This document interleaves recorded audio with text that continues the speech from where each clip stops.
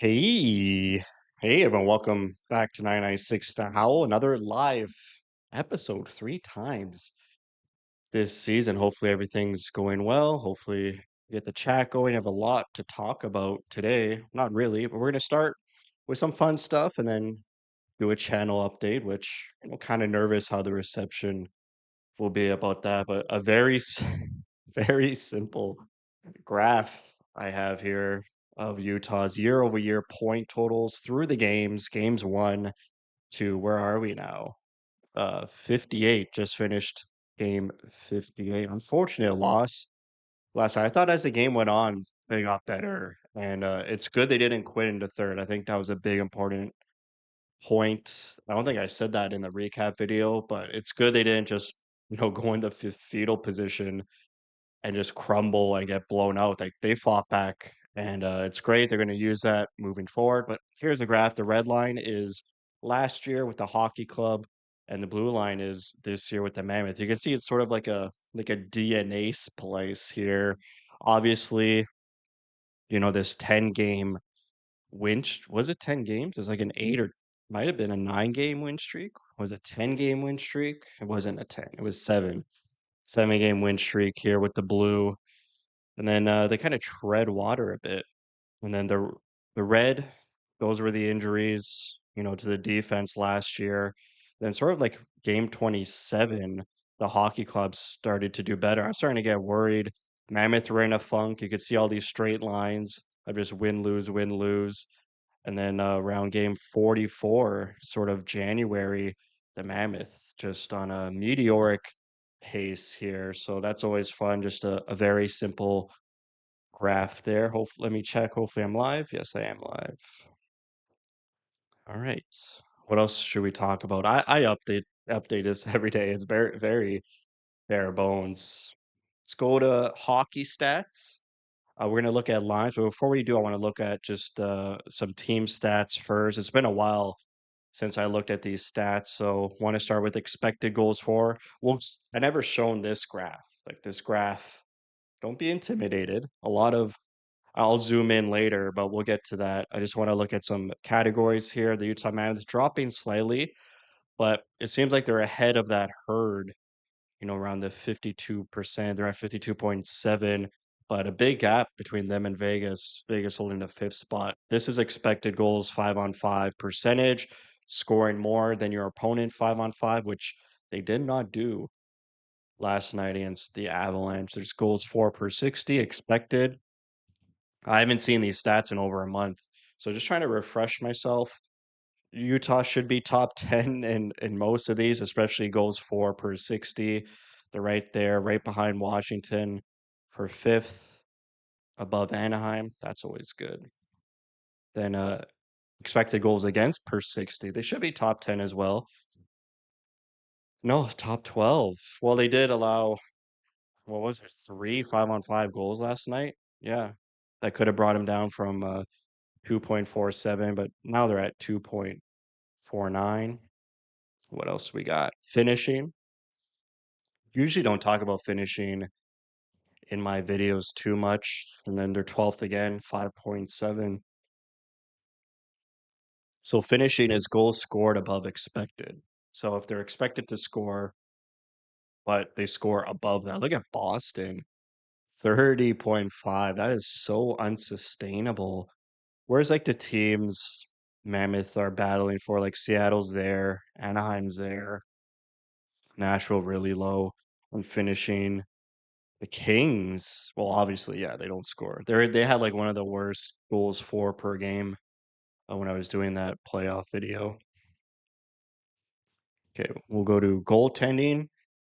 Seventh, still holding strong, even though Vamelka a bit shaky last night against the Avalanche. I'm going to talk about, hopefully we get there, but the Olympics, I want to just investigate why Vamelka didn't play for Team Czechia. They went with Dostal, and I was pretty sure Vladar played a game too. This guy played zero games for the Olympics. I was really concerned or surprised by that. Not really concerned. Vamelka's just along for the ride. He's like a golden retriever. He'll always be happy with a smile on his face. Let me close this. Okay, so goaltending, they're at 9.9. Seattle with their good goaltending at 6 above them. There's a big gap between 6 and 7. Then Islanders, man, there's some teams that just have ridiculous stats in certain categories. Okay, what else we got? Goal differential above expected. Boston leads the way. Mammoth, 8th place. So yeah, pretty much where I expected them to be because they're an analytical darling. They always think that the Mammoth should score way more, but this is goal differential above expected. So actually, like shooting above their weight. It's pretty interesting. But this is all situations. I do not like that. Playoff percentage, I wonder if it went down from what was it, 88? Yeah, now it's down to 85. Should we do cup percentage? Yeah, 3% chance to win the cup. That's so diabolical. Avs 26% leading the way. You can see an Avs Lightning final. Okay, I think we'll move on to this big graph. I got to zoom in here for you guys. I don't think I've ever shown this. Is that good? Is that showing up good? Probably. I know my camera's blocking a little bit. Oh, we got chat here. Are we basically just hoping the Sharks, LA, and Kraken lose? Those are the biggest competition, right? Exactly. And look who lost yesterday. Let's find out together who lost yesterday. Because I kind of forget. I know I said it in the recap, but that's already out of my mind. So Kings lost, which is great. That's why we still have that 4 point buffer. And Seattle lost. So the Mammoth losing last night, yeah, you want them to win or get at least a point. I expected them to lose, but it's a good thing that Seattle and the Kings lost. Now the Ducks, I think my camera was blocking the Kings there. The Ducks won. However, they are this is the good thing about the Mammoth is they're not in the Pacific. So even though the Ducks win, like they jump into the Pacific division, like so it doesn't really affect Mammoth's playoff position. And Seattle and Anaheim could battle each other, jumping into the Pacific top three, popping out. But basically the only thing I'm really concerned about is this black line. So as long as they're maintaining this buffer, that's good. I really don't care if one of Anaheim or Seattle go on a 10-game win streak. Not both of them, one of them, but it really wouldn't. It doesn't really affect the Mammoth there. And you're not even seeing this because I have it in the in the wrong tab. Hold on, guys. Hold on. Hold on. Yeah, I'll redo it. Don't worry. Don't worry. You can't see the chat tab. So here it is. Um, the Kings lost 6-4. Kraken lost and the Ducks won. And then what I was showing you when you go to the standings is because the Ducks win, they could go on a 10-game win streak. They're in the bracket of the Pacific. It doesn't really affect Utah. Just concerned about this black line. Maintain a good buffer there, and hopefully Nashville starts to lose more, so they become sellers. They should sell. They should rebuild. But they're such a weird team where they could go on a win streak out of nowhere, and then the GM just wouldn't. They don't even have a GM anymore. So yeah, purely a weird team. Is everyone gonna chat and distract me from showing you this great graph? So you got 5-on-5 offense, 5v5 defense, and special teams. This is basically every single category you need. This it just doesn't have Corsi and Fenwick like possession 5-on-5, which I would rather they do have that. But you could look at each category. It's sorted by points percentage, and then you could see who's first in each category. So we could go through that. Thank you for that chat. I forget his username. The Brostradamus. Wonderful. So goals, that's a goal differential, I believe. That's kind of boring too. You can see this discrepancy because it's usually 1-1, 2-2, 3-4, and then Montreal 6 in points percentage, but 12th in goal differential. So goals for it's basically the Avs and Tampa are 1 and 2 in every category except power play. The Avs dead last in power play. We'll focus on the Mammoth here because that's why we're here, aren't we? 18th in points percentage, a bit low considering we're trying to be in the playoffs and the top 16 teams make the playoffs, not the top 18. So definitely need to be better in that points percentage category. Goal differential, they're sixth. Very good. Sixth in the whole league, not just the Western Conference there. Goals for, Mammoth is third. Man, are you serious? Third? I forget, man. It's been a whole month. Really excited just to watch Utah hockey last night. It felt like a season opener. Just the way they played, rusty, disjointed, and just like coming back to watching hockey after 4 weeks. For me, it really just felt like a second season opener. It was hard to like get sucked back into it, but by the third period, they did good. So Detroit, I mean, even though they're ninth in points percentage, they're not scoring a lot. 27th in goals for. Then we could look at expected goals for. Utah is seventh. I'm surprised they're outscoring their expected. Usually it's the other way around. Like earlier in this season, they were expected, or middle of this season, they were expected to do much more damage, but they just weren't finishing. Now it seems like they're outscoring what the models are expecting them to score. So they're expected to score less than what they're actually scoring. Shots for, they're 10th in the league, a top 10 team in getting shots on net. Love to see that. And then in shots against, they're fourth, 5-on-5. That's a really great number. Like, this is great. I guess this is sort of Corsi and Fenwick, just not really, because this is just shots on goal. It's not accounting for missed shots or blocked shots. And then goals against, 11. That's great as well. Expected goals against, pretty much the same. Then we already said shots against is fourth. PP 30th for Utah. I mean, even yesterday, you got to score on that 5-on-3. Like first minute of the third, you're down by two. Come on. And they're playing the puck way too high on the points and onto Gunther and Keller, who were so far away from the net. I feel like you just got to like gravitate towards the net and either rip pucks or you got to make some quick, crisp passes. PK 20th, it's been going down, down, down. The PK. Even like I feel like they're allowing a PK goal almost every game since like middle of January. That's never good. Never want to see that. Goaltending 11th, we saw that, and finishing. So how do you get here for you guys? Because this is a great graph. So you just go to hockeystats.com, dashboards, and Stats Central. I'll show you because very complicated website. Look at this. Like, this is not inviting because it's just too much data at once. Where the hell do I go? And then you got to look for these three bars. Like, come on. You got you got to do better than that. I'm sorry. Click the bars, then go to dashboards. Why would you click dashboards? Wouldn't you want to click teams? No, you got to click dashboards and then go to teams. And then nope, that's not it. See, when I do it, whenever I'm live, I have no idea how to do it. And then when I'm not live, I know how to do it.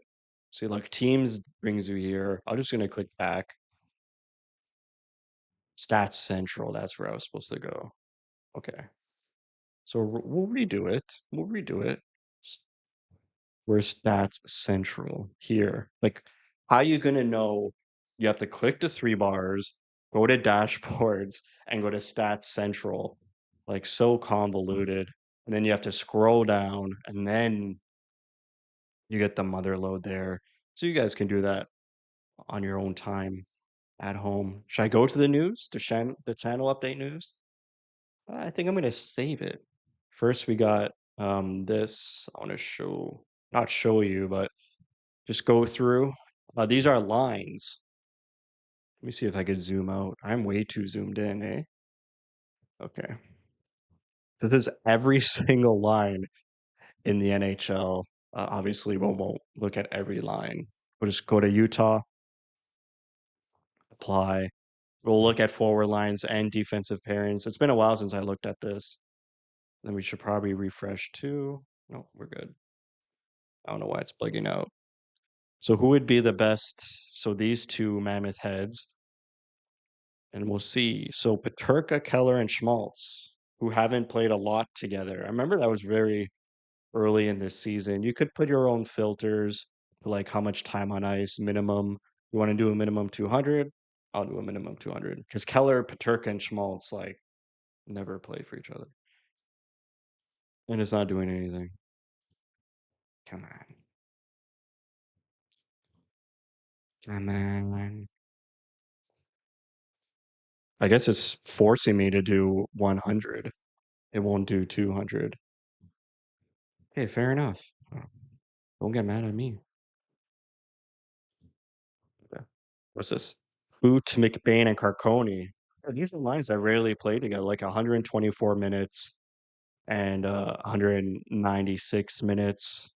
There's a Hayden, Keller, Schmaltz, the money line from Arizona. Look at that, 58.8 expected goals for percentage, which means their expected goals for is higher than their expected goals against. This is per 60. Hayden's an analytical darling, so I'm sure he helps out that line.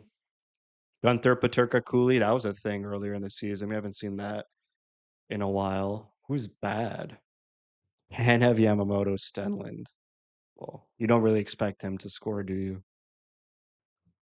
And then here, Keller. At least this is a line that's been together for a while. 51.4%. So it's good that they're expected to score more than against, but still it's not like a clear lead for goals for than goals against. Surprised they've only played 166 minutes. Like I'm surprised Paterka, Keller, and Schmaltz play longer than the current first line. No Gunther. Rarely see Gunther. Has he shown up? Yeah, this Gunther, Paterka, Cooley, the young gun line. Maybe we see that resurrected. Maybe not. This is per 60. You could do raw. Let's clear this. Let's not clear that.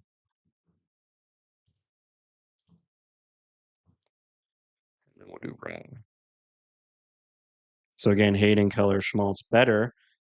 The expected goals for. So at least in the not per 60 metric, they're better. 58.8% is a lot better. Boot, McBain, Carconi, Gunther, Paterka, Cooley. There's a fourth line, sort of, which is bad. Well, there's this mammoth head here. Yeah. So who's all offense and no defense? Keller, Paterka, Schmaltz, McBain, Kraus, Carconi, and Keller, Kraus, Nick Schmaltz. Really interesting. What was this 58? The Hayden line. Gotta put Hayden on the top line. I'm Hey gonna everyone, go welcome back. through the Hayden comments a little bit soon because I was surprised that a lot of people just didn't like Hayden. There's a lot of chats, so let me read this chat. When are you going to come to Utah to watch a Utah hockey game? Going to try and make it to the Winter Classic. I mean, that's it. That's the pinnacle of Utah hockey. Having the mountains as a backdrop for a hockey game outside, I think that's the perfect way to watch Utah hockey. And then for sure, I'll add in a Delta Center game.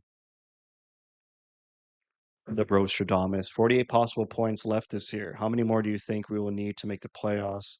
I feel like I heard the magic number is usually 95. Yeah, around 90, I would say, but we can look together what it was last year, and this time I'm in the right tab.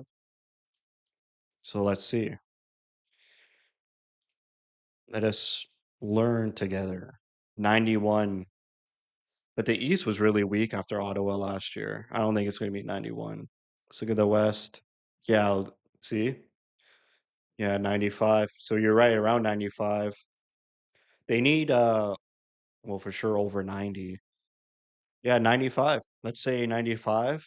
I think that'll put them in a good spot. I feel like the Kings, I feel like the Predators are going to lose a lot and sell. It's really like the Kings and I think San Jose is going to fall off soon. And then I think Utah has it in them to grab a spot in the wild card. But yeah, it'll probably be 95 points. There's another chat.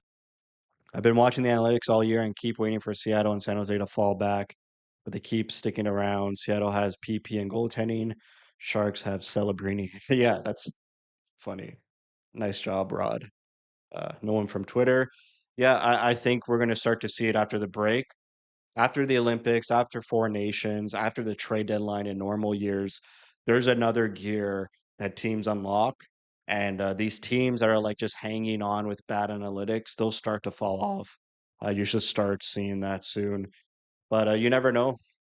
You could just find your way into a playoff spot with some bad analytics. And then in the playoffs, you can't run away from that. You can't hide in a 7 game series. So, yeah, Sharks have Celebrini. I totally agree with that. Let's look at defensive pairings. Raw. You want to do raw or there is other categories. Goals. This is Corsi. So this is possession. Keller, Kraus, Schmaltz. Good possession.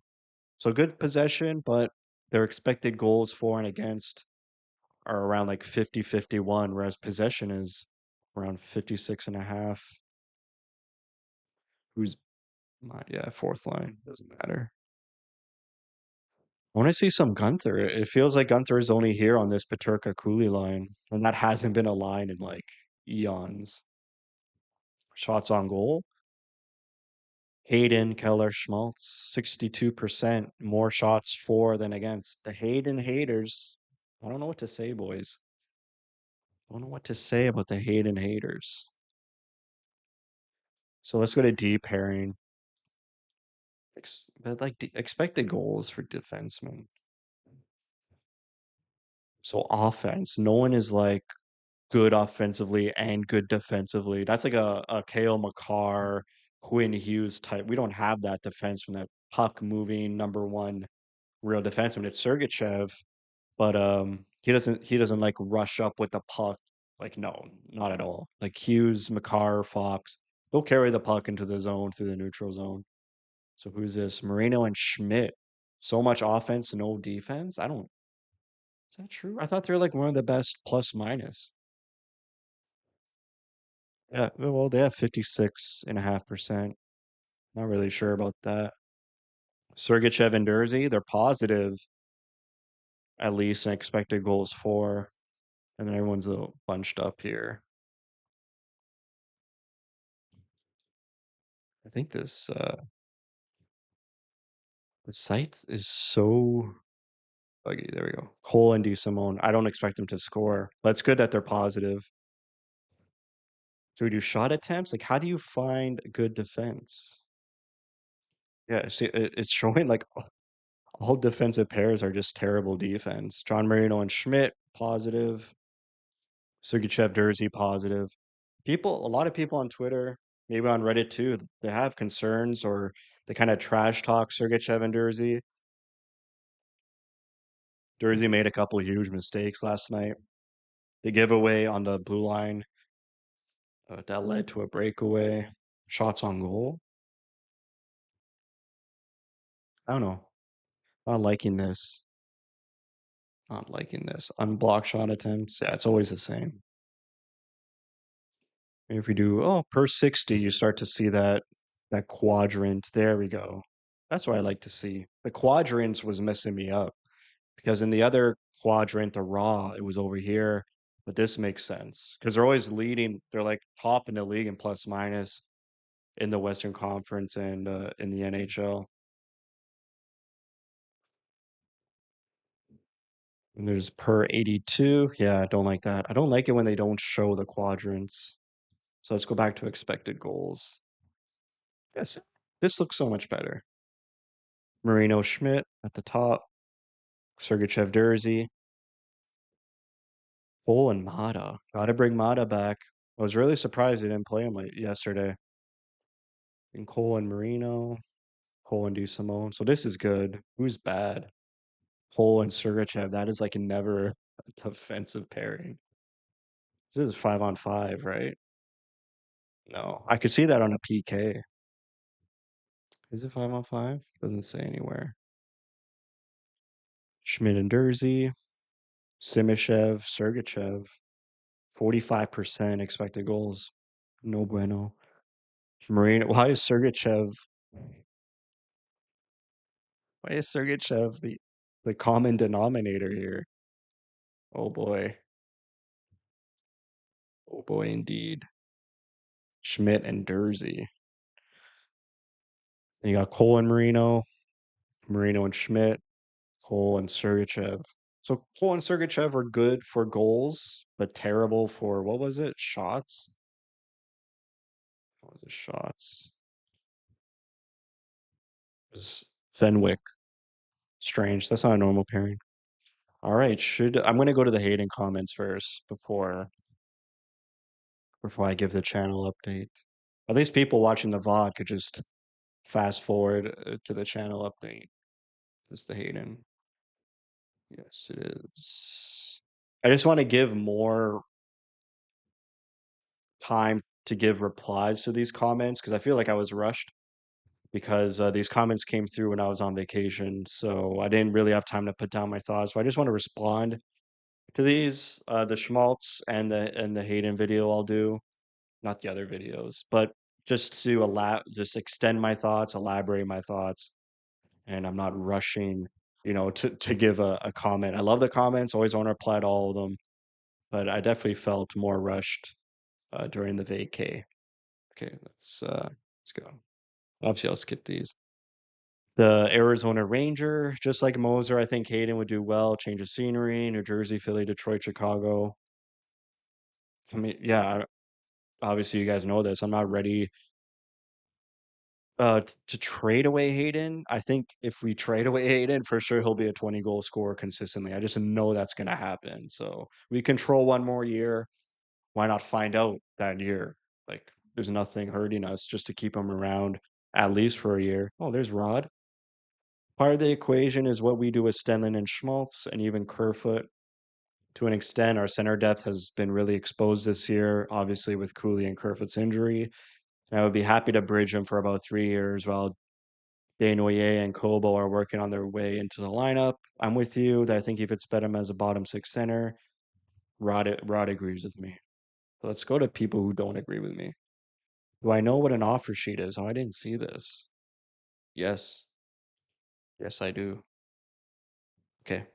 Lo-fi endurance. I like the analysis, but I disagree. Interesting. There's only 4 center spots on the team and plenty of players to fill those 4 spots. Schmaltz, Cooley, McBain, Stenlin, Baudouin, Desnoyers, Kerfoot. Even Aginla's playing C these days. Yeah, they rotate Aginla center and wing. I don't. Whenever a prospect is playing wing and center, like between seasons, I just put my expectation he'll be a winger. Because if I start putting the expectation he'll be a center, and then he doesn't be a center, like I've seen that with Strome, with Galchenyuk, Schmaltz even. Like there's a first season in like 8 years where Schmaltz is like consistently playing center and he's doing good and they're finding success.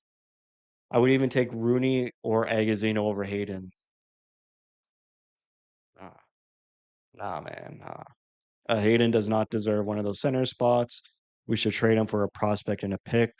Yeah, like if a trade happens, I expect a pretty good return, not a first round pick, but maybe an interesting prospect. But again, I really don't want to trade him right now, and there's no rush to because we control one more year of him. Or trade him plus picks for a good player. Yeah, I could see him in a package deal. Like if you go out and get an elite player high in the sky, like Robertson from Dallas or Thompson, which won't happen.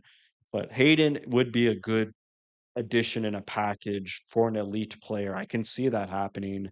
And depending on the return, if it's an elite player, yeah, I think I'd be okay with it. Obviously, it depends on the player and the package. I hope Hayden has a successful career elsewhere, and I hope the best for him, but not in the Mammoth. Damn, this guy loves hard. But we saw from Tourney how they put McBain on the wing and put Hayden as a center duty. I think they value Hayden more as a center than McBain. I think he has more offensive potential than McBain. He goes to the front of the net better than McBain. McBain and Hayden as like a bottom six centerman, like third and fourth line.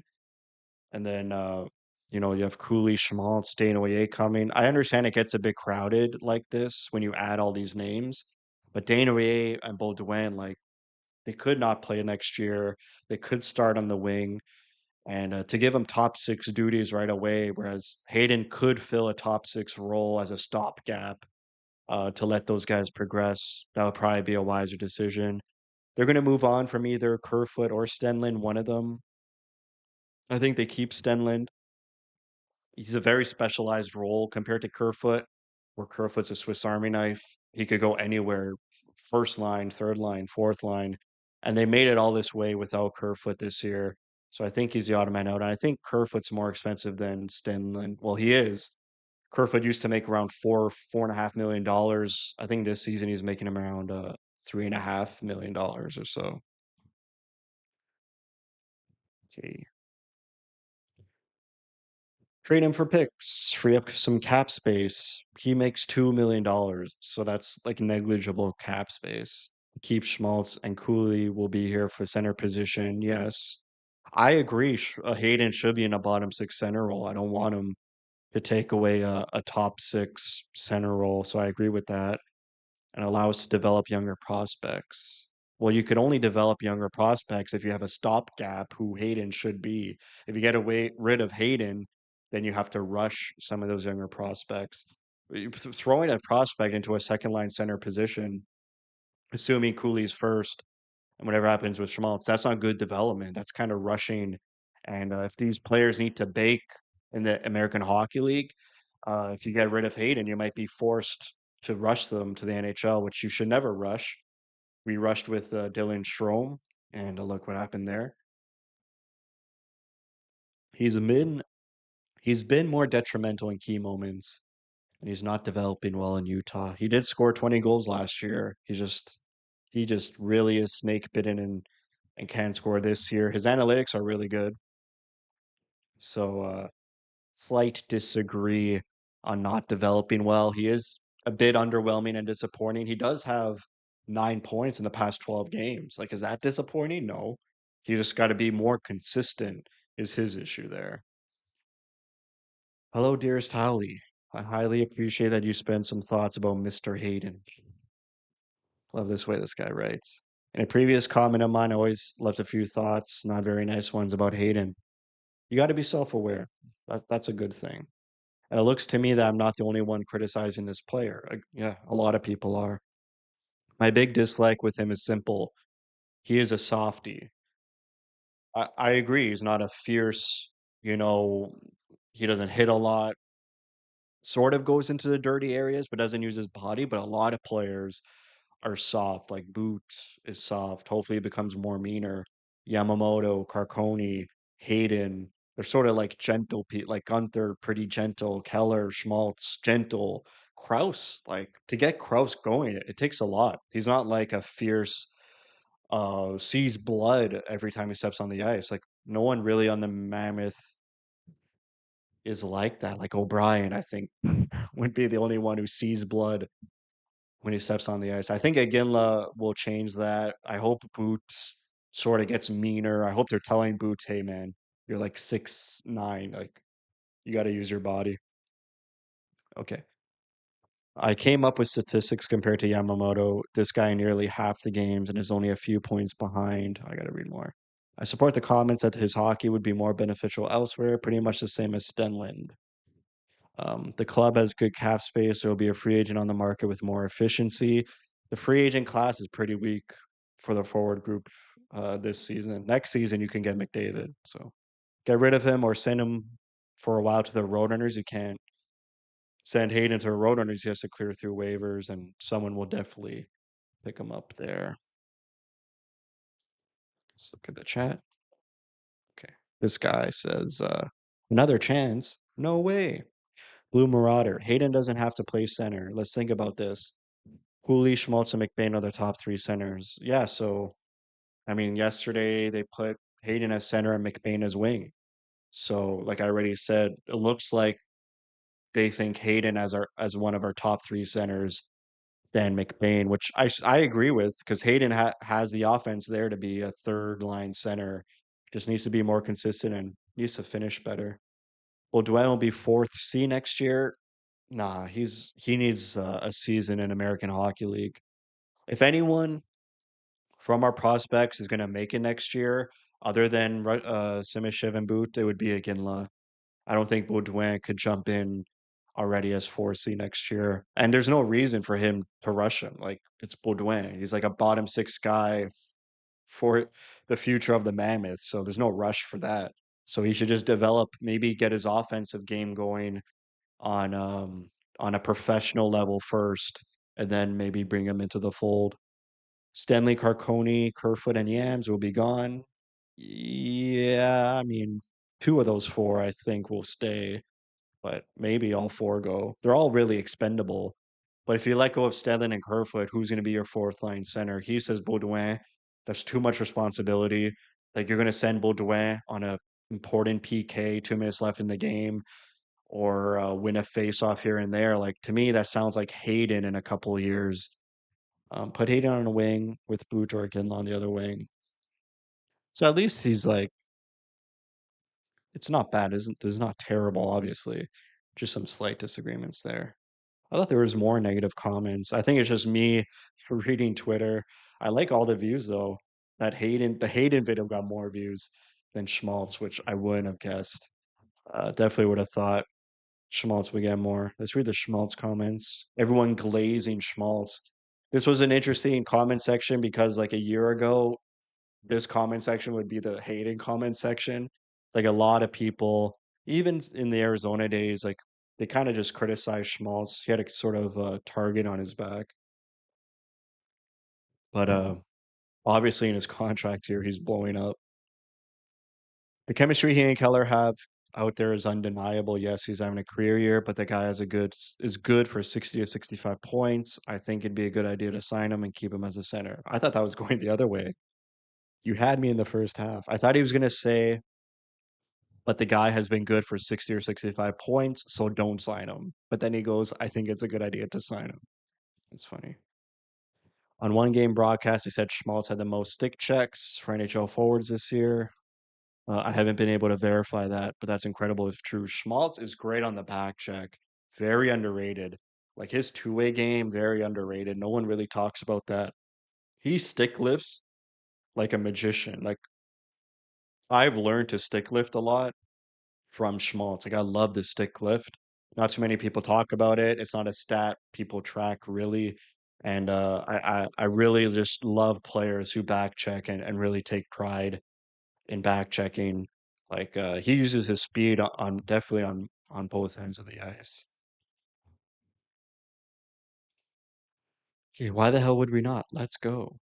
Yes, agree. It depends on what Schmaltz is asking. Yeah, I mean, if Schmaltz is asking $10 million, even me, like, I don't even know if I can do that. Definitely if it's relatively team friendly. Yeah. If he can continue being the 2C behind Cooley, they should definitely sign him. But there's such a logjam on the wing with Boot and Aginla and Paterka. They can't put those caliber of players on the third or fourth line. I sort of agree with that too, because like we see these days, Paterka on the third line, like some games he's like a ghost. Whereas if Paterka was on the top two lines, he'd play more. So you'll see him more on the ice. He'll play with more skilled centermen and another winger, like generate more and more. Like I do feel Paterka sort of wasted on that third line. I always talk about how I feel like he's not deployed well by our coaching staff, and we really don't know how to use him. We're not utilizing him well. So definitely agree with that comment there. Okay, next comment. My projected fully healthy Kerfoot and Cooley lines. Let's see if he gets this right. Keller, Schmaltz, Kraus, he's right. Paterka, Hayden, Carconi, he would be right if Carconi was healthy yesterday. He was sick, so they substituted him with Yamamoto, but yeah, he's right. It was Paterka, Hayden, Carconi, just subbed in with Yamamoto. Gunther, Cooley, Yamamoto. Oh, you got that wrong. He put McBain. They put McBain there. Where did he put McBain? Kerfoot, Stenlin, McBain. No, no, no, no. Well, no, I don't like Harkoni and Yamamoto in the lineup. That's my issue. Two small statured players, like people are gonna hate me. Like fringe.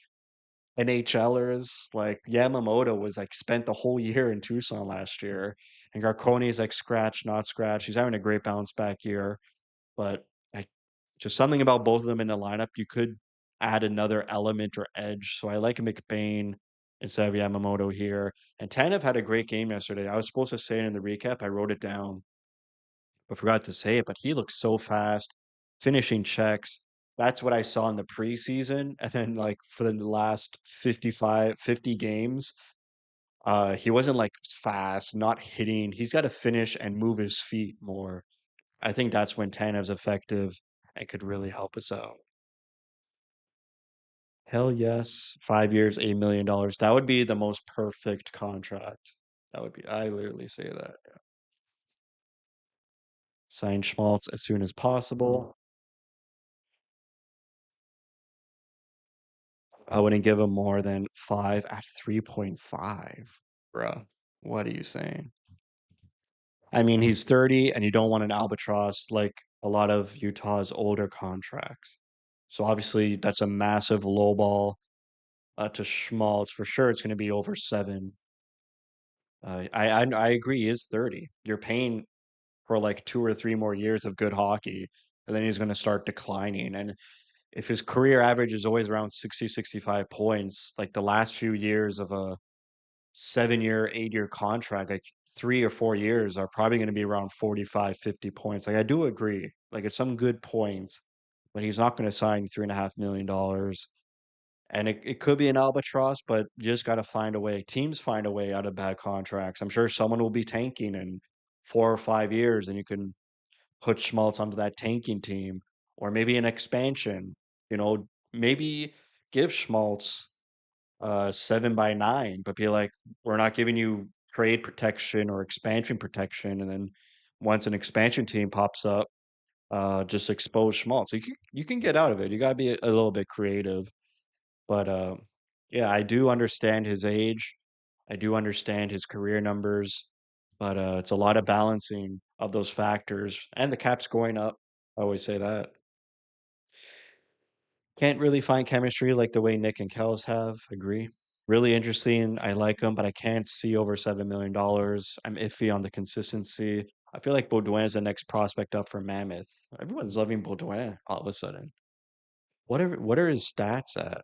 This guy was playing on video game numbers when I was doing the prospect report. Come on, typing with one hand. Jennifer Baudouin.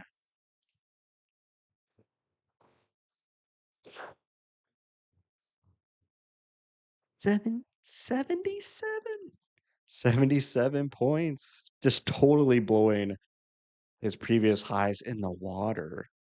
Look at this. Like 20 games less, and he's going to eclipse his career high in goals. Man, he is on fire. I really hope he unlocked that offensive instinct, and it's not just because he's an overager, like 19, 20 years old in the junior leagues. Like, yeah, you're going to put up a lot of points. I just hope he can carry this with him into the American Hockey League, because this reminds me of Geeky. I'm pretty sure Connor Geeky had a great final year in junior. Let's see if I can remember that right. Not really. Oh, he was injured? Okay, what am I talking about here? No, yeah, he got traded. Yeah, look at this. 99 points in about 57 games. Yeah, so I was right. So he had 99 points in like 57, let's just say 60 games. And then he's not translating that almost last year. Oh yeah, he's a point per game in the American Hockey League. Okay, he did. He did. He did. I stand corrected. But he's not translating it on Tampa Bay. Obviously, Geeky was traded for Sergachev. You are underestimating Baudouin. Am I? Black LJS. Is that an L or an I? His points per game is better than Desnoyers and close to Tige, and his plus minus blows away Tige and Day. Let's look at Desnoyers. Well, yeah, I agree. Baudouin's having an unbelievable year. I just hope it's not like one of those things where you're older than everyone, you're more experienced, and it's automatic. Like I just showed Geeky. But yeah, I do agree. Here's his plus minus 39. See Desnoyers. So Baudouin is 19. Desnoyers is 18, I believe. 18. 56 and 34. Coming off an injury. Like Baudouin's never been injured. So Desnoyers was injured a couple times recently, his wrist. But if Baudouin could like get to the level of Desnoyers and Aguinla, like yeah, I would want that. I would love that.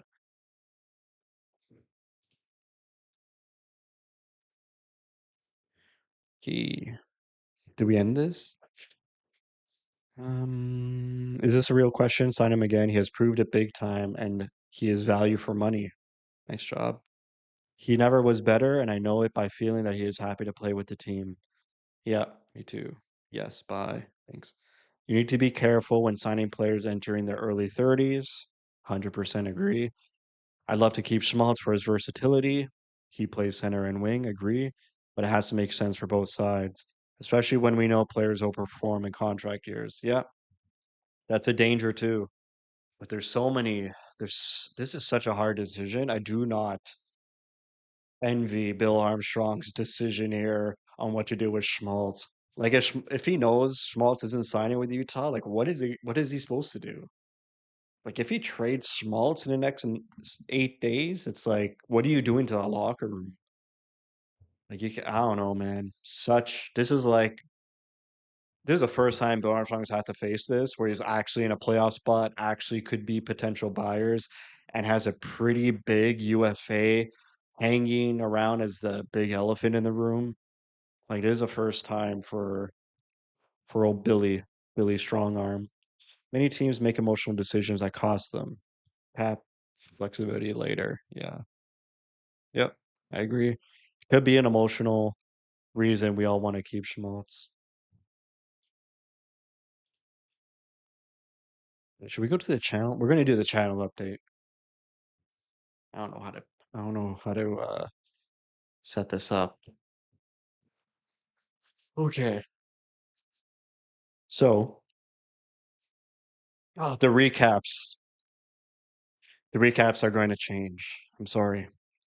I know I've been sitting in front of a TV for what 10 seasons now. This is my 10th season, but it's coming to an end because I do not get monetized for those videos. I always get copyright claimed, not striking. So it doesn't affect my channel, doesn't affect the visibility of the video, doesn't affect anything. But because starting to reach the point of starting to be monetized, I will not be making revenue from the recap videos with the TV behind me.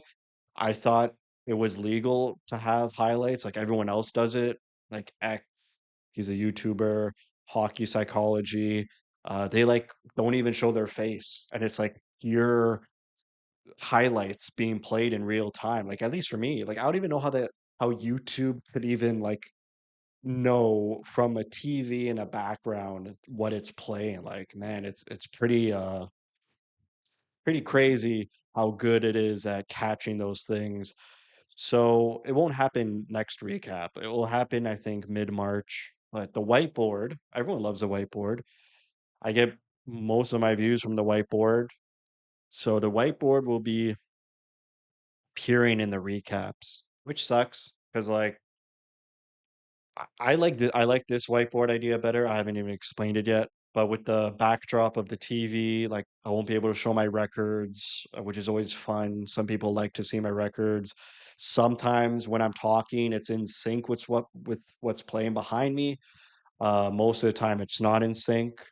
So, oh, there's a chat. Does it not fall under fair use? You're commenting on the game.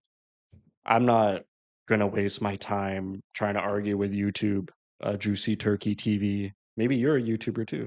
I agree it falls under fair use, but I think it's because I don't cut the highlights. It's just playing the whole highlights of the YouTube video, and it doesn't matter which feed I use. Sometimes I use the NHL highlights. Sometimes I use Sportsnet, which is in Canada. I use their highlights. Sometimes I use actual Utah Mammoth post highlights. It's like I've tried every one of those, and they always get copyright claimed, not striked. So we'll be moving to the whiteboard. I think it's better because you don't need to listen to me for 15 minutes from to find that nugget. Like, what I'm gonna say in the recaps will be the exact same. So whatever I say won't change, the notes won't change that I read off of. The audio will be the same. I'll be presenting it the same way, just this will be behind me of, the stats. So I like this because if you have time to watch, you could just, like, click on the video, pause, and read all the stats. I think this covers pretty much everything: shots, power play, PK, face off. I'm gonna add slot shots and inner slot shots so you can see how dangerous Utah is. Goals saved above expected. I think that's gonna be an interesting stat and metric moving forward. It's starting to become a little bit more mainstream, and we could easily tell, like, you don't even need to watch or hear me. You could literally mute me and see like, oh, Utah got goalied. Like last year, Wedgwood had 2 goals saved above expected. Like Utah got goalied yesterday. So you could easily just come to conclusions on your own reading the stats, and then you could also hear me at the same time. So sometimes I miss stats too. It's not like every video I talk about expected goals. It's not every video I talk about possession or goals saved above expected. So sometimes I miss things. This will make sure I'm not missing anything. So you get the best of both worlds. You hear me talk if you like hearing me talk. Everything that I normally do will stay the same, whatever, how, like period one, period two, line changes. Then at the end, just a general summary. If a player eclipses a season total, like obviously that will stay the same.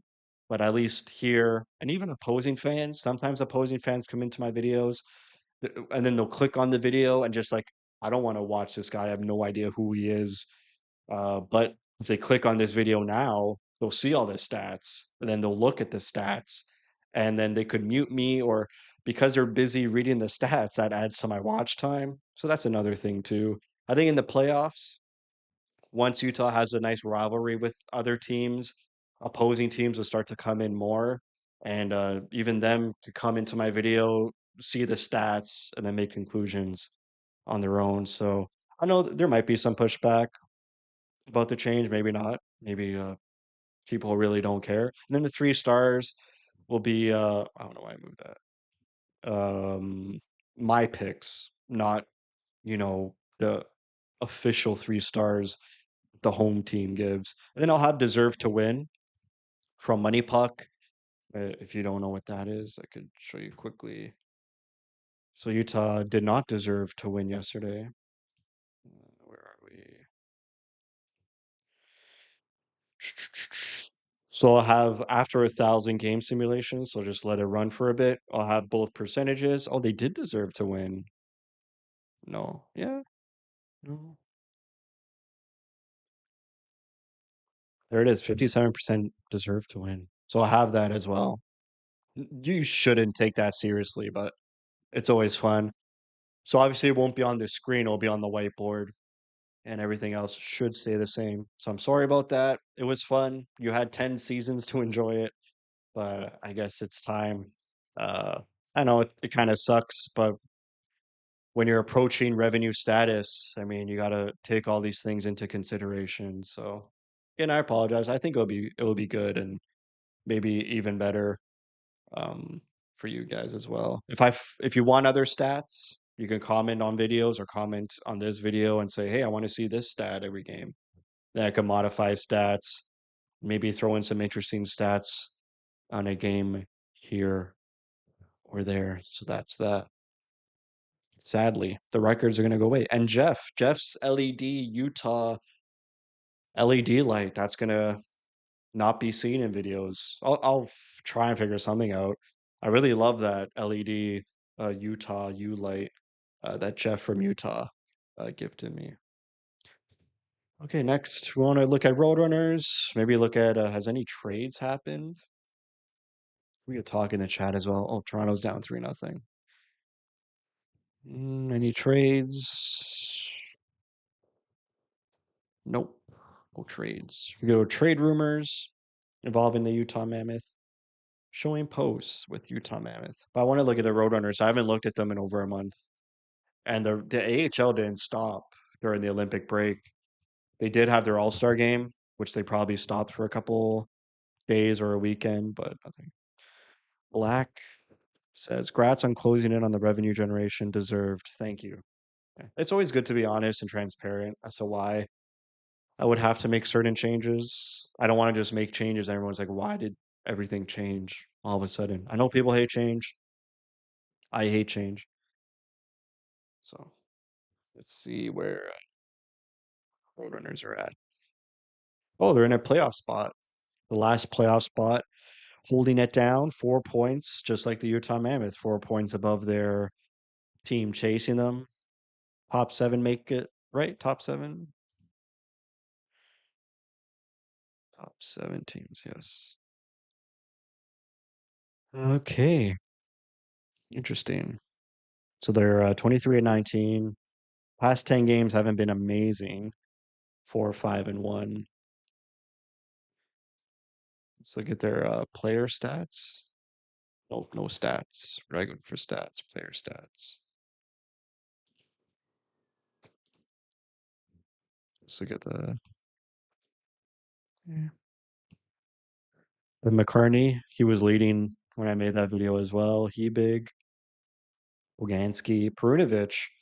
It's his first year playing a full season in the American Hockey League. Usually he's like a healthy scratch defenseman, but he's putting up some pretty big numbers leading our defenseman. Zuber, I was surprised Zuber wasn't named to the Germany team. Like really, like Seider was the only German NHL player, and then they just went to the German leagues to fill out the rest. Simishev still nearing that point per game, 25 and 28. Boot, now he's back in Tucson, but yeah, still underwhelmed by Nord. Lamoureux as well, only 14 points. Duda, also Goldsmith. I forgot to mention Goldsmith in that Tucson report. He's injured. So again, he was injured last year as well in his last season with his junior team. So unfortunate there. Okay, we go to trade rumors before we go to Olympics. This is a fake site, so don't be fooled by such a simple website, NHL trade rumors. This is all fake, but it's just fun to see what people think and say. I'll just take these. Trocheck. I don't want Trocheck. Let's go through these. I love I love reading what other people say about Utah, even though they do not watch a minute of Utah Mammoth hockey. The Utah Mammoth will be trying to make a big splash at the deadline. Maybe not. If you've listened to Bill Armstrong recently, he keeps repeating the words patient, long-term plan, and he keeps referencing the St. Louis Blues when they won the cup in 2019. He keeps saying, we didn't even make a trade. The trade they made in that cup run was for like Michael Delzato for like a depth 6, 7 event, sixth or seventh defenseman. So he's been saying that recently on interviews. So that should tell you where his head is at. But failing that, adding a few productive pieces would be their next best option. I agree. And a 20 goal scorer, I agree. Like McCann is an option. I haven't even looked at McCann. I know he plays for the Leafs, but is he big? What's his name? Brady? Brandon? Brad? Bobby.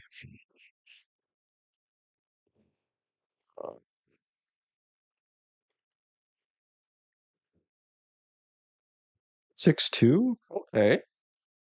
Okay, I could get behind that. Oh, two-time 20 goal scorer. 29 years old. Interesting. I didn't put him as a trade target. Hmm. What's the catch? What's his can't be that high, his cap hit. Maybe because I mix him up with Jared McCann. Wow, very cheap. Why didn't I have him as a target? I honestly didn't even know he was 6'2". He plays like Harconi, I feel like a 5'9" player. Okay, I can get behind this. Now that I know he's 6'2", 200 pounds. Yeah, maybe that was a little bit of a blind spot on me. This is why we do these videos, because we could retroactively make other comments. Toronto wants first for McMahon. That's why I didn't put him as a trade target. Thank you, Black. Exactly. I'm not trading a first round pick. So, and that's what Toronto was asking for. So definitely, that's probably why I didn't add him to the board. Okay. No, I don't think Utah needs defensemen. So let's see what he says. Where's Utah?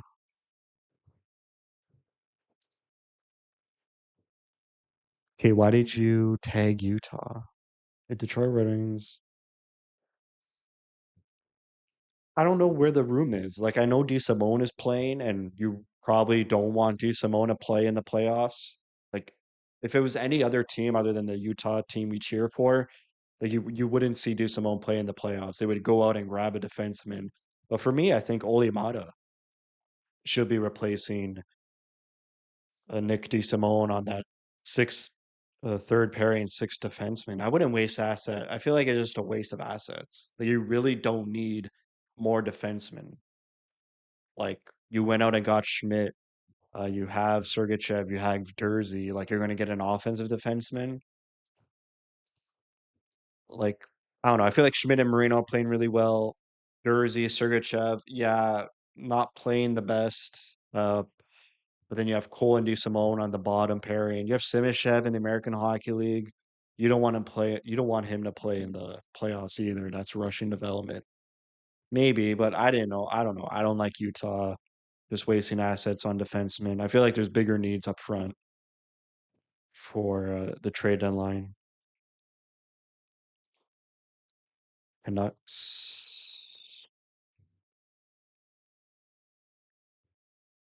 Okay. The title of the article is about the Canucks. So Canucks are linked to Hayden, is what he's saying. Hayden feels like the hardest one to actually land because centers get expensive fast, even when they're not firing on all cylinders. Oh, he watches Utah Mammoth hockey. The Utah Mammoth are sorting out their own roster priorities and future contracts. Hayden is the type of player other teams will circle because he plays a premium position and still has runway. Well, huge agree with that. For Vancouver, this is more of a monitor situation, unless a bigger deal opens the door and Hayden becomes the kind of piece that could come back in a larger trade package. Okay, he knew his stuff there. Utah Mammoth, like, oh, here we go, Jake DeBrusk. I put him on my board. For DeBrusk, his name has been out there on the grapevine as a trade candidate. He was a healthy scratch for a game, and that's when the buzz began. Since then, he has 4 goals, 11 points in 19 games. He's now on pace for 19 goals. DeBrusk is okay. This guy doesn't say anything. So what's he talking about for Utah? The Utah Mammoth are expected to be aggressive at the trade deadline. Are you sure about that? They're lurking in the weeds, waiting to pounce. I do agree with that. The team holds down the first wildcard berth, but ownership wants more. There's no doubt there will be buyers on March 6th. The Mammoth could use an additional difference maker for their top nine. Yeah, I said that. Over the past month or so, Utah's been utilizing both Kaler, Yamamoto, and Carconi in key top nine spots, agree, in their lineup. Through that lens, adding a young veteran winger with a history of elevating their game in the postseason. Bro, I said all this. Who said this? Someone gets paid to say what I said. Two people. Okay. Mm. But the other Canuck targets that the daily face-off, that's what they were. The Athletic, even more prestigious. But the other Canucks target, the Athletic, suggests for the Mammoth is by all accounts not available. Brock Besser. Would I wouldn't even want Brock Besser. Again, another guy who's not physical. Maybe as a Schmaltz replacement, now you could start cooking with gas. If you know Schmaltz is gonna walk, maybe you could supplement him with Besser. I could see that happening. Besser re-signed with Vancouver last year, 7 years, 7.25, which will be way cheaper than Schmaltz. I think Schmaltz starts around 8, but will probably be 9. And he has a full no move clause. But Besser really wanted to stay in BC. As for Utah, they definitely do have the assets to make a big splash at the trade deadline, but it's uncertain if either the Canucks pair would move the needle for what they're looking for. I think they would move the needle. Will Cooley from the Rangers, says Joel. So when someone says that, we ride.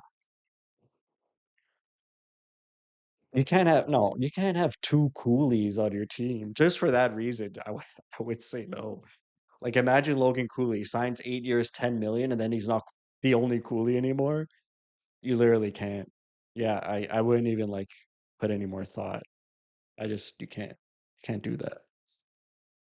But let's try. He's 6'3", 212 pounds. I like that. From Toronto. So Bill Armstrong's also from the Toronto area. 20 goals last year. Bit of a bit of a slouch this year. Maybe not really. Probably reach about 18 goals. What is his? I had him on a board for some video. I forget. I think that was my free agency video. I think that was one of my offer no, my offer sheet video. I had Will Cooley. $3.9 million. RFA too. So you get to control his future if you acquire him. I think the Rangers would look for a first round pick for this guy though. 24 years old, 20 goal scorer once, still an RFA, pretty cheap on the dollar. Isn't an interesting guy as well. I would definitely wouldn't give a first for this. Like it's a bit of a risk because he's not exploding this year. He's not maintaining like a 20 goal pace, I believe, if my math is right. But where's he playing?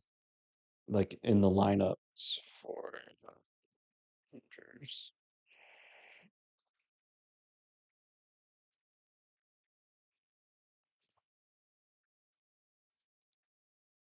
He's a winger. Is he a winger? I thought he was a centerman. Where at? He's a winger. Do you replace him with like adding Cooley on that third line spot instead of one of Carcone Yamamoto? Yeah, I would like that better than Carcone or Yamamoto. But I don't know. And you get him pretty young. He still has room to grow. That's an interesting guy as well. You can't have two Coolies on the team. Oh man. Are we done with the Roadrunners? Yeah. Where were we? Pro check. I think he wants to win a cup and a team that's going to win battle for the cup is going to get a guy like Trocheck, like Dallas, Avalanche. Yeah, exactly.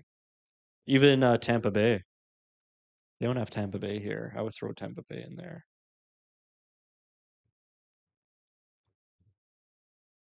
Just why wouldn't I go for him? There's something about him. I think I'm picked off from Four Nations where they picked Trocheck over Keller, and he didn't really deserve it. So he's got 3.5 years left, 5.5, 32, centerman, small. Like, would you play him wing? You put him on your third line, center, and then put Hayden wing. It is cheap. His production, four straight 20 goals, having a really bad year this year. Keller knows more about him from the Olympics. I think the Rangers want a first for this guy as well. So, yeah, if anything requires a first round pick, I'm not sure. Not really confident in that. Okay, is it time for the Olympics already? I thought we wouldn't even get there. We got about 20 minutes left.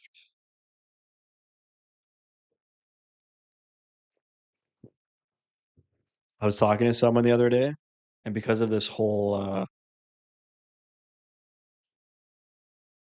controversy around like America and the Kachucks and whatever, and I was thinking like Kachuk loves America, but he's captain of the capital of Canada. So you know for sure he values and puts America above Canada for sure, which and there's nothing wrong with that. But as a GM of the Ottawa, wouldn't you be like, even though he says he loves being in Ottawa, deep down you know he'd rather be in America? Like, do you start to like think about trades? And then I was like, what about Brady Kachuk on Utah? He's like, he's a Bill Armstrong type of player. He's feisty, agitator, would be great in the playoffs. Friends with Keller. Like my wheels start to go. I'm like, I would definitely trade first round picks for Brady Kachuk. Like, what if he did like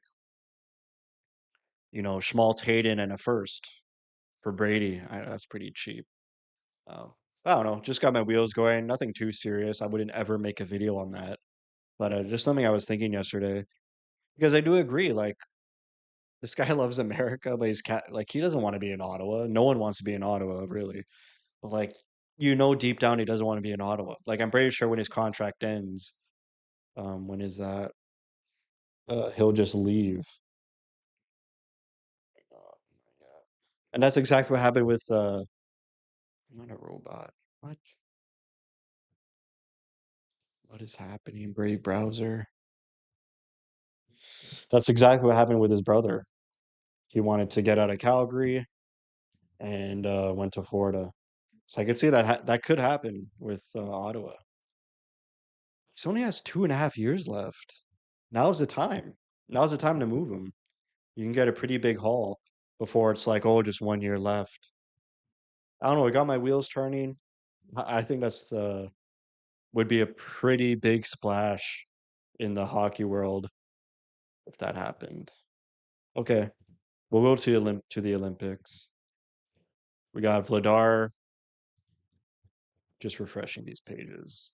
We have Vemelka, Dostal, and Vladar. So let's look at Vemelka first. We're just going to look at his Czechia history. Maybe find a reason why he didn't play for Czechia, like recent Czechia history. So last year he was in the World Championships. He went 3-2, 902, 298. Even in 2022, 2023 World Championships, a 944, 178, 2-2. Like he's always on the World Championship team. Vemelka is 5-3, 896. So he's always playing in the World Championship in the summer. Obviously, because the Coyotes never made the playoffs, and neither did Hockey Club last year.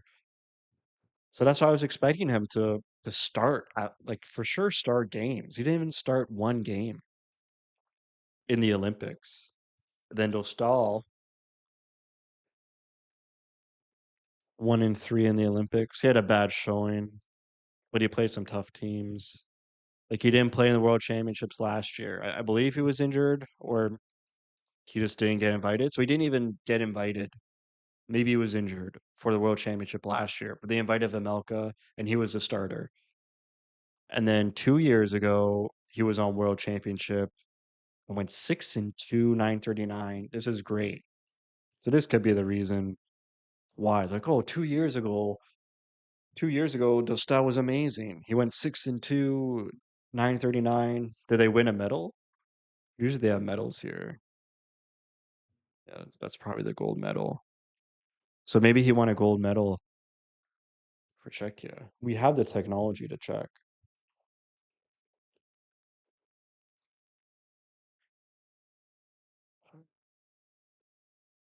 Yep, 2 years ago they won gold. So that's why Dostal played at the Olympics. So I guess they didn't like Vemelka last year, even though he went 3-2, 902. I don't know why they added 2 games here. Maybe exhibition games. But then they played Vidar too, which I don't get. They played Vidar for one game. Why not play Vemelka? Like, why did you play Vidar? Like, it just made no sense. Yeah, he had good numbers last year in the World Championship. I guess they just really liked their past history with them. But at least give Amelka a game because Amelka's having a better year. I just removed all those tabs. So maybe we should compare Vamelka to Vladar then. So Vamelka 27, 15, and 2, and 901. 17, 19, 6, 905. Yeah, better goaltender numbers. But come on, man. Can't do Veggie like that. Can't just bring him along for the ride and not let him play. Okay. And then have Keller's time on ice if these tabs still are live. The Olympics, man, like trying to watch highlights, I felt like I had to download the Tor browser or something. Like they were like gatekeeping highlights so much. So the gold medal game, Keller, 38 seconds. Jeez, man. Imagine if they lost the game in those 38 seconds. So I was thinking to myself, when do you do those 38 seconds? In the first? In the second? Like the game was tense the moment the puck dropped. Like the US were the better team in the first period, but then Canada just flipped it and dominated the last 40 minutes. So like when did you put Keller on that shift? I feel like they just made this up. Like, hey, put in the timesheet. Keller played 38 seconds. Unbelievable. That's the same game. Then against Slovakia, let's see how many minutes Keller played.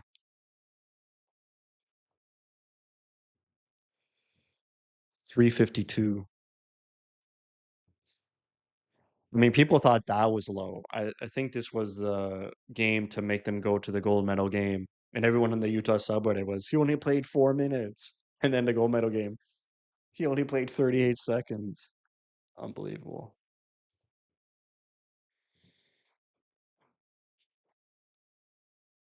Hey. And then against Sweden, like that's another tough game.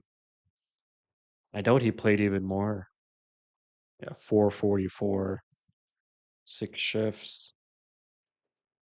They said in the broadcast yesterday, which was very interesting. I never thought about it. Is like Keller is very decorated. He won golds, under 18s, World Junior Championship, World Cup or Championship last summer. Then now with gold, it's like Keller is always a go-to guy on his team in college. On that World Championship last year, he was a captain and he was like almost a point per game, first line player. So he's on the Coyotes, on Utah. He's always the top line guy. He's always the guy. And now he wasn't the guy on this USA team. So I loved what the broadcast said, where maybe he'll empathize and he'll have more in common with guys like Tanev, O'Brien, Yamamoto when he gets scratched, like guys who don't play a lot on your team but are consistently there, showing up to practice, always putting on a great face. Jeez. Um, Always being ready at the moment you get called upon, you're ready. Like I feel like Keller has learned a lot from that role, and what he would have never learned that role anywhere else other than this weird situation where he gets picked to the Olympics and he's a 13th forward. So I think that probably opened his mind and was like, this is how it feels. Like I am Liam O'Brien. Like how that's a funny I got something something that's funny, man. Keller is like, I am Liam O'Brien. It's like he understands. I understand now what it's like to be Liam O'Brien. That's funny. I don't know why that's so funny. Okay, Germany. I understand now. Where is he? Did he even play? My boy. Okay, he did. 951. Okay. Got some action against Paterka. Where's Paterka here? This is 19 minutes. lives. In Denmark, 9 minutes is pretty good. How much did Keller get against Denmark? Zero. Or was he scratched? Yeah, looks like he might have been scratched. Scratched against Denmark? Come on. And Latvia.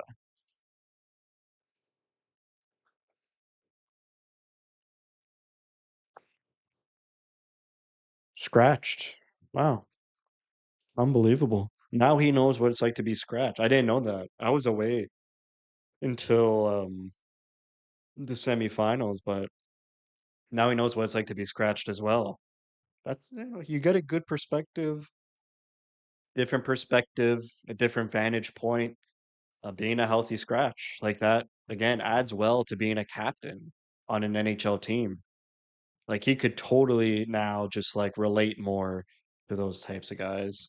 So that's really great from Clayton Keller. I think that's it. I think I'm gonna call that there. Wanted to do an hour, getting to around a minute 20, minute 21. This was fun. It's always fun doing these lives. Hopefully you guys watched the VOD. You can comment on this VOD and I will reply to the comments as well. If you have anything to say about the new recaps, let me know in this VOD comment or just comments in general on my recaps. It'll probably be happening mid-March or end of March to switch to recaps. And yeah, this was fun. Thank you for chatting. I'll go through the chatters. Rostradamus, Car Wash Channel. Love that name. Rod Anderson with a great chat.